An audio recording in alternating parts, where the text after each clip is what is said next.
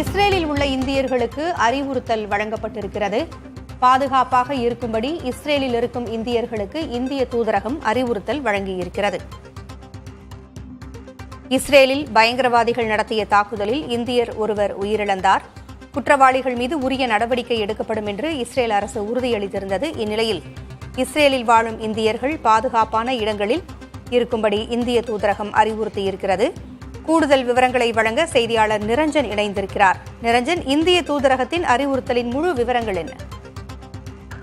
அங்க இஸ்ரேல்ல தொடர்ச்சியா எல்லை பகுதிகளில் அதிக அளவுல தாக்குதல் அப்படின்றது நடத்தப்பட்டு வரதா தகவல்கள் வெளியாகிட்டு வரக்கூடிய சூழல்ல இந்தியர் ஒருவர் உயிரிழந்திருந்தாரு, 2 பேர் காயமடைஞ்சிருக்காங்க அப்படின்ற தகவல் நேற்றைய தினம் வெளியிடப்பட்டிருந்த நிலையில இப்போ டெல்லியில் இருக்கக்கூடிய இஸ்ரேல் தூதரகம், இந்தியாவிற்கான இஸ்ரேல் தூதரகம் தற்பொழுது மிக முக்கியமான ஒரு அறிவுறுத்தலை கொடுத்திருக்கிறாங்க.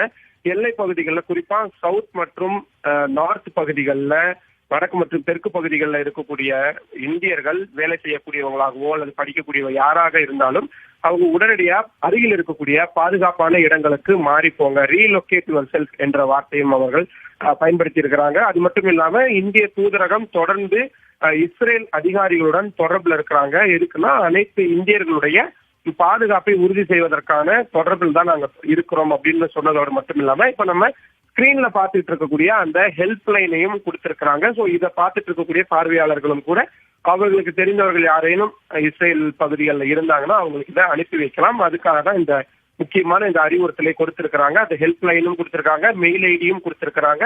அது மட்டும் இல்லாம இந்த தகவல் தெரிஞ்சதுன்னா உடனடியா நிறைய பேருக்கு ஷேர் பண்ணுங்க அப்படின்ற ஒரு வேண்டுகோளையும் அவங்க வச்சிருக்கிறாங்க.